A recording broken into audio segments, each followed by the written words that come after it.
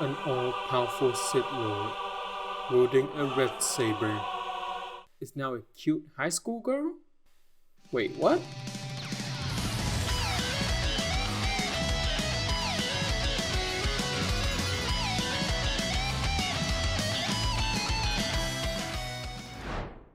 Hello, welcome to the review of Nendoroid Berserker Mysterious Heroine X Alter or MHX Alter from Fate Grand Order.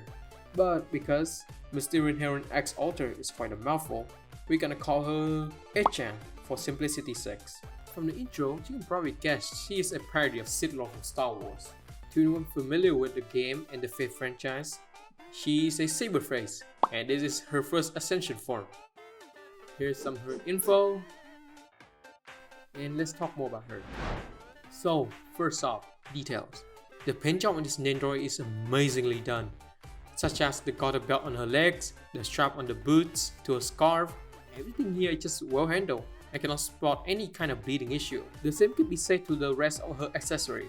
And speaking of, and here's all that she comes with. For body parts, Echan has 2 faceplates, 2 right arms, 2 left arms, 4 right hands, and 2 left hands, with a bended leg as well. For other accessories, you will get 4 handheld ones and 2 effect parts. And yes, they do come with a joint arm to hold them up. First off, the faceplates. She has a neutral face, an angry shiny face, and a blush side-eye face. Sadly, her glasses is attached to her hair, and I don't see any way to remove them without causing damage to the glasses. Surprisingly, she only comes with the standard shoulder parts for both sides, meaning her posing can be quite limited. It isn't that bad, but I do wish it comes with a few more shoulder options. Now to the fun stuff. Echan handheld accessory. Here we have her portable terminal device, or the phone. As a Saberface, Echan also comes with a food item, and this time it's an onsen manju or sweet bean paste bun. Both we have to use with a special holding hand. Next is Echan weapons. Here we have the wicked holy sword Necro Caliber. Yes, that is the legendary sword Excalibur in the form of a lightsaber. If you want to get even more Star Wars, then you can swap to the other form of the weapon, the Cross Caliber, a dual lightsaber. This is also her noble phantasm in game. The clear fight on both swords looks really good. While Cross have a deeper red, Necro have a lighter pinkish red, which goes really well with her most dark blue outfit. The 2 fighter accessory is her effect parts. First is a terminal console. Usually would use this with her phone. It's an alright effect part, just a simple curved clear piece with some blue square and rectangles. Lastly, the Force Lightning or Auto Lightning in the game lore. If this doesn't convince you that she's a Sith Lord, then I don't know what will. This effect is probably her best accessory.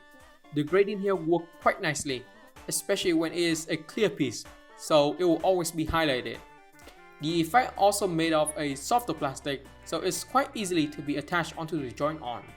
Some other features I want to mention is that with other Nendos that have an Ahoge, you can remove Echan's Ahoge as well. I do recommend you doing so while posing her, because the pack on this thing is very thin. One wrong move and you can snap it. The scarf is removable. It allows her head to move more freely, and it also reveals her inside uniform. Finally, for you guys out there, yes you, I'm talking about you, her skirt is removable as well. Unlike the other two, Echan's coat is actually not removable. It's part of the body. I guess that's fair since her first essential form is always her with a coat. And here is some of her poses.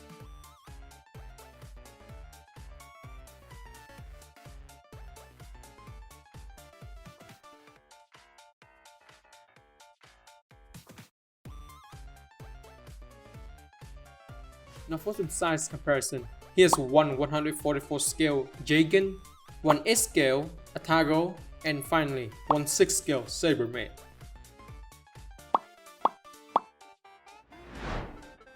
So, is this Nendoroid worth to pick up?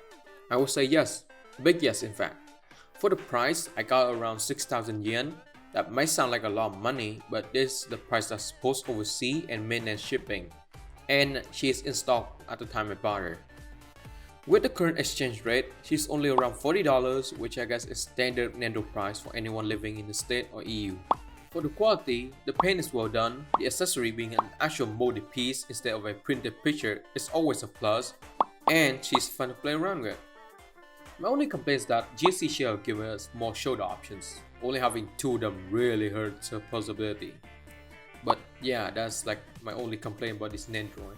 As a whole, H is a really good Nendoroid, even with her shortcomings. The trope a cute high school girl with badass power is always a classic, something that most anime enjoyers can't get behind on. Even if you know nothing of it, I still do recommend getting her. Well, that's it for this review. Thanks for watching. Also, stay behind for a sneak peek on my next project. See you next time.